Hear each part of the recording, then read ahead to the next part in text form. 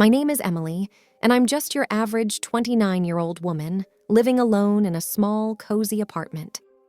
Today, I'm sitting at my dining table, staring at the phone. It's been ringing on and off for the past hour, but I can't bring myself to answer it. It's Mark, my fiance, wanting to talk about meeting my parents.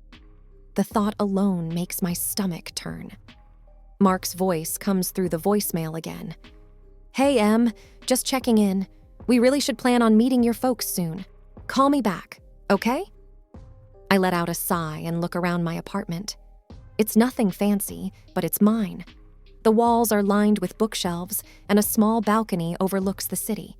It's my little haven, far away from the memories of my childhood. Growing up wasn't easy. My dad left us when I was 5. I still remember the day he walked out, suitcase in hand, not even a backward glance. Mom changed after that. She became distant, cold, and often angry. And somehow, I always seemed to be the target of her frustration. 2 years after Dad left, Mom remarried. My stepdad, Rick, was actually a decent guy. He tried to make things better, but Mom's attention was all on my little half-sister, Lily. Lily was everything I wasn't, or at least that's how Mom made it seem. She was showered with love and affection, while I was just there. I was snapped out of my thoughts by another call. It was Mark again.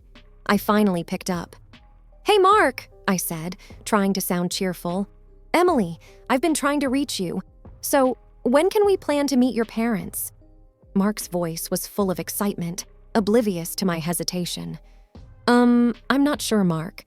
It's complicated," I replied, fiddling with a pen on the table. "What's complicated?"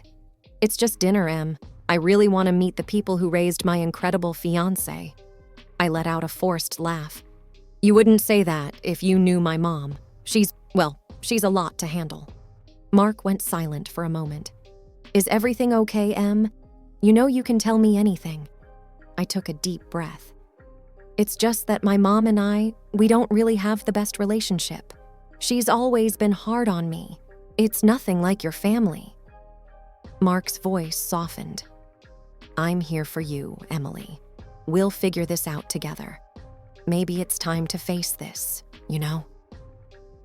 I knew he was right, but the thought of facing my mom, of exposing Mark to her sharp tongue and cold demeanor, terrified me. "Yeah, maybe," I said, not entirely convinced. "Let's talk about it later. I need some time to think." "Okay, Em. I love you. You know that, right?" "I know, Mark. I love you too." Sitting in my apartment, my mind wanders back to those early years after Dad left. They were tough, to say the least. Mom's whole world seemed to crumble, and her heartache turned into anger that was often directed at me. I remember one particularly hard day. I was 7, trying to do my homework at the kitchen table. Mom was pacing around, her face tight with worry and frustration. "Emily, can't you see I'm busy? Stop making that racket with your pencil," she snapped suddenly. I looked up, startled. "Sorry, Mom," I mumbled, trying to be quieter. It wasn't long after that when Mom met Rick. He was different, kind, and gentle. But Mom changed when she was with him. She seemed happier, but that happiness never really reached me. When Lily was born, it was like I became invisible. One evening, I overheard Mom talking to Rick in the living room. I wasn't meant to hear, but I did. "She's just so difficult, Rick. Nothing like Lily. I don't know what to do with her." Mom's voice was full of frustration. I felt my heart sink. Even then, I knew she was talking about me. Rick tried to reason with her. "She's just a kid, Helen. She needs your love, not your disappointment." But Mom wouldn't listen. "She reminds me too much of him," she said bitterly. That night, I cried myself to sleep. It was clear I wasn't the daughter she wanted. As I got older, the gap between us only widened. When I was around 10, I remember trying to show Mom a drawing I'd done in school. "Look, Mom, I got an A on this," I said, holding up my artwork. She barely glanced at it. "That's nice, dear. Go show Rick. I'm busy." But Rick was different. He took one look at my drawing and smiled. "This is fantastic, Emily. You're really talented."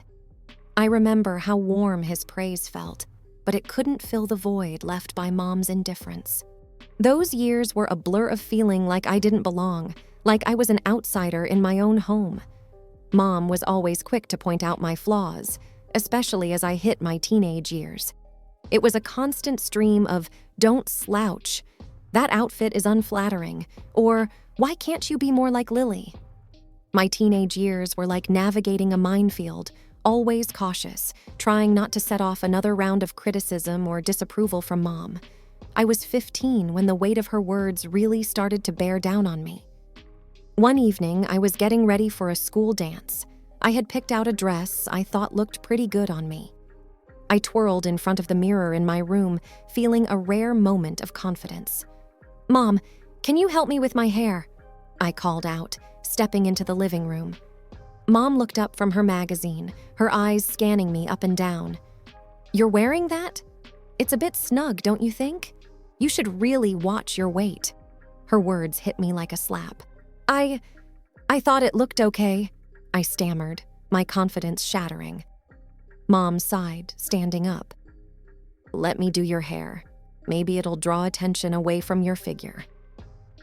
I sat there in silence, feeling small and ashamed, as she roughly pulled my hair into a style. School wasn't much of an escape either. One day, I was sitting with a few classmates at lunch, talking about our families. "So, Emily, what's your mom like?" one of the girls, Sarah, asked casually. I hesitated, not sure how to answer. She's strict, very particular about things." Sarah seemed to sense the tension in my voice. "Hey, it's okay. Moms can be tough. Mine's always on my case about grades." I forced a smile, appreciating her attempt to relate, but inside, I felt that my situation was different, more isolating. Back at home, things got even more strained when I started to show interest in boys. One time, I had a guy from school, Jake, come over to study. He was nice, funny, and I kind of liked him. We were in the living room, working on a project, when Mom walked in. She gave Jake a cold look before turning to me. "Emily, make sure you're actually studying and not distracting the boy with your silly crushes," she said, loud enough for Jake to hear. I was mortified. Jake looked uncomfortable, and the air was filled with awkwardness. After he left, I confronted Mom. "Why did you have to say that in front of Jake? It was so embarrassing." Mom shrugged, unfazed. "I'm just stating the obvious, Emily. Besides, boys like him aren't interested in girls with your build." Her words stung deeply, and from that point on, I was even more cautious about bringing friends, especially boys, home. During those years, I often sought refuge in Rick, my stepdad. He was always kinder, more understanding. One evening, when Mom was out, I opened up to him. "Rick, do you think I'm unattractive?" I asked hesitantly. Rick looked surprised. "Emily, you're beautiful. Don't ever let anyone make you feel otherwise, not even your mom." By the time I hit my early 20s, my experiences with Mom had left a deep imprint on my confidence, especially when it came to relationships. I was always second-guessing myself, wondering if I was good enough. I remember dating a guy named Alex during college. He was sweet and seemed to genuinely like me. One day, I decided to introduce him to my family, despite my reservations about Mom. We were having dinner at my parents' house. Rick was his usual welcoming self, but Mom was another story. She had this way of giving backhanded compliments that could cut you down to seize. "So Alex, what are you studying?" Mom asked, passing the salad. "Engineering," Alex replied, smiling. "I'm hoping to get into renewable energy projects after graduation." "That's ambitious. Hopefully you're not biting off more than you can chew, like some people." Mom glanced at me as she said this, an obvious jab at my past academic struggles. I felt my face heat up with embarrassment. Alex seemed to sense the tension, but tried to keep the conversation light. The evening went downhill from there. Every time I said something, Mom found a way to twist it into a criticism. When Alex and I were leaving, I apologized profusely. "I'm so sorry about that, Alex. My mom can be difficult." Alex squeezed my hand. "Hey, it's not your fault, but it does make things a bit complicated, doesn't it?" I knew what he meant. The relationship eventually fizzled out. It wasn't just about that night, but it was a pattern. My insecurity, fueled by Mom's constant belittling, made it hard to maintain a healthy relationship. Fast forward a few years, and I met Mark. He was different, kind, patient, and he had a way of making me feel valued. But the scars from my past were always lurking beneath the surface. One evening, we were at my apartment, talking about our future. "Emily, I love you, and I want us to have a future together," Mark said, holding my hands. "I love you too, Mark, but I'm scared. My past, my mom, it's all so messy. I don't want to drag you into my issues." Mark looked into my eyes. "Your past doesn't define us. Yes, it's part of you, but it doesn't have to dictate our future. We'll face it together." The day of the dinner with my parents had me tangled in nerves. Mark, always optimistic, tried to ease my anxiety as we drove to my parents' house. "It's just dinner, Emily. It'll be okay," he reassured me, but my stomach churned with unease. We were greeted at the door by Rick, his warm smile a small comfort. "Emily, Mark, welcome. Come on in," he said cheerfully. Mom was in the kitchen, and as I saw her, I felt a familiar tension grip me. She managed a polite smile for Mark, but her eyes were distant. "Dinner's nearly ready. Why don't you both sit down?" she said, gesturing towards the dining table. The atmosphere was strained as we all sat down. Rick tried to lighten the mood, engaging Mark in conversation. "So, Mark, what do you do for a living?" Mark, unaware of the undercurrents, answered cheerfully. "I actually own a company. We specialize in environmental consulting." I saw a flicker of something in Mom's eyes at his response. Was it interest? Or maybe even greed? It was hard to tell. "That sounds impressive," Mom said, her tone suddenly more amicable. "A company owner, no less. You must be doing quite well for yourself." Her words had an edge, and I felt a familiar pang of discomfort. The rest of the dinner progressed tensely, with Mom alternating between subtly belittling me and praising my younger sister Lily, who wasn't even present. Every now and then, she would direct the conversation back to Mark, asking about his business and future plans. Each time, I saw that same glint in her eyes, like she was assessing his worth, not just as a person, but for what he could offer. As we left that evening, I felt a mix of relief and frustration. The ride home was quiet until Mark broke the silence. "Your mom seems interested in my business. A bit too interested, maybe?" I sighed, feeling drained.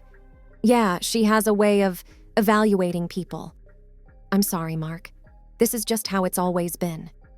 Mark squeezed my hand, his support unwavering. "We're in this together, Emily. Remember that." The next morning, after the dinner, I was still reeling from Mom's comments when Mark's phone rang. It was an unknown number. I watched as his expression changed from curiosity to shock. "Hang on. What did you just say?" Mark asked, his voice rising in disbelief. I could hear a faint, muffled voice on the other end, but couldn't make out the words. Mark hung up, his face a mix of confusion and anger. "That was your mom," he said, looking at me. She just proposed something outrageous." I felt a cold shiver down my spine. "What are you talking about, Mark?" He took a deep breath. "She suggested that I should leave you and consider marrying Lily instead." I felt like I had been punched in the stomach. "She said what?" Mark nodded, his face grim. She said that you weren't right for me and that Lily would be a better fit. She was serious, Emily. I was speechless. The idea that my own mother would go to such lengths was beyond belief. "We need to do something about this," Mark said, his jaw set. "This isn't just about us anymore. It's about exposing her for who she really is." I nodded, a mix of anger and determination building inside me. "We could record her saying it, catch her in the act." Mark agreed. "Let's do it. Let's show everyone her true colors." The plan was set. Mark would call my mom back, expressing interest in her proposal, and we would record the conversation. That evening, we sat in my living room, the phone on speaker. Mark dialed my mom's number, and I hit record on my phone. "Hello, Helen. It's Mark," he said, his voice calm but firm. "Mark, darling, I'm so glad you called back. Have you thought about what I suggested?" Mom's voice was sickly sweet. Mark played along. "Yes, I have. It's an interesting idea. But I need to know, why do you think Emily isn't right for me?" There was a pause, then Mom replied, "Oh, Mark, you're such a catch. You deserve someone better, someone like Lily. Emily has always been a bit of a disappointment." My heart ached hearing those words, but I stayed silent, letting the recording continue. "We should meet and discuss this further. Maybe over coffee?" Mark suggested. "That sounds wonderful. Let's do it. I'll arrange a time and place," Mom replied, her voice dripping with eagerness. After hanging up, I felt a whirlwind of emotions: hurt, anger, betrayal. But there was also a sense of purpose. We had a plan, and it was time to expose Mom's true nature. The next few days were a blur of planning and apprehension. Mark and I were going to catch my mom in her own game. He arranged to meet her at a cafe downtown, and I decided to be there, disguised, so I could see everything for myself. On the day of their meeting, I wore a wig and oversized sunglasses, looking like someone completely different. I sat at a table with a clear view of them, my heart pounding in my chest. Mark arrived first, taking a seat at a table near the window. A few minutes later, Mom showed up, looking around before spotting Mark and walking over with a confident smile. "Mark, so good to see you," she said, sitting down. "Thanks for meeting me, Helen," Mark replied. "So, about your proposal..." Mom leaned in, her voice low. "I think it's for the best, Mark. Emily is not suitable for you. Lily, on the other hand, is perfect. She's everything Emily isn't." I felt a lump in my throat, listening to her words. Mark glanced in my direction, giving a subtle nod to indicate the recorder was on. "But why are you so against Emily?" Mark asked, playing his part perfectly. Mom sighed. "Between us, I never wanted Emily. Her father left, and she just reminds me of all the bad times. Lily is my real daughter, the one I actually care about." My hands were shaking under the table. Hearing Mom's words, so cold and heartless, was like a knife twisting in my gut. Mark changed the topic, discussing random things to keep the conversation going while the recorder captured every word. After about 30 minutes, they wrapped up, with Mom looking pleased with herself. As soon as Mom left, I removed my disguise and joined Mark. "I can't believe she said those things," I said, tears welling up in my eyes. Mark took my hands. "I'm so sorry, Emily, but now we have proof. What do you want to do with it?" I took a deep breath, feeling a mix of sadness and determination. "We expose her, Mark, at the next family gathering. Everyone needs to know the truth." Mark nodded, his expression resolute. "We'll do it together. It's time everyone saw the real Helen." We left the cafe with a plan in mind, a plan to finally reveal my mom's true colors to everyone, especially to Rick, who had been in the dark for far too long. The tension was thick in the air as we all gathered at my parents' house for what was supposed to be a routine family dinner. Little did everyone know, Mark and I had a revelation planned that would change everything. As we sat down to eat, my mom, with a triumphant look in her eyes, couldn't hold back. Emily, I have some news. Mark has seen the light. He's left you and is now interested in your sister, Lily. Lily's smile broadened across her face, a mirror image of Mom's smug expression. Rick, sitting beside them, looked absolutely shocked, his fork halfway to his mouth. "What are you talking about, Helen?" Rick asked, his voice filled with disbelief. Before Mom could elaborate, Mark caught my eye and winked subtly. It was our cue. I reached into my purse, pulled out my phone, and pressed play. The room fell silent as the recording of Mom's conversation with Mark filled the air. I never wanted Emily. Her father left, and she just reminds me of all the bad times. Lily is my real daughter, the one I actually care about. As the recording continued, Mom's face turned pale, her eyes widening in shock. Rick looked at her, disbelief etched on his face. What is this, Emily?" Rick stammered, his voice filled with hurt. I looked directly at Mom. "That's you, talking to Mark, telling him to leave me for Lily, telling him how little you think of me." Mom tried to interrupt. "Emily, this is nonsense. You're just trying to—" "No, Mom," I cut her off, my voice steady despite the turmoil inside. "For once, you're going to listen. I only married Rick out of desperation. If I hadn't had Emily, I could have found someone richer, smarter, more promising. She's always been a burden." As the recording ended, the room was heavy with silence. Rick turned to Mom, his expression a mixture of anger and heartbreak. "Helen, is this true? Did you really say these things?" Rick asked, his voice trembling. Mom was at a loss for words, her usual composure shattered. Rick stood up, pushing his chair back. "I can't believe this. All these years, I had no idea." He looked at me, his eyes full of sorrow. "I'm so sorry, Emily. I had no idea." Mom finally found her voice, but it was weak, defensive. "Rick, I didn't mean it. It was just talk." But Rick wasn't having it. "No, Helen, this is unforgivable. I need to think about all of this." He left the room quickly, leaving a heavy silence behind. Mom broke down, sobbing, her usual composed demeanor shattered. Lily sat frozen, her eyes darting between Mom and the door where Rick had exited.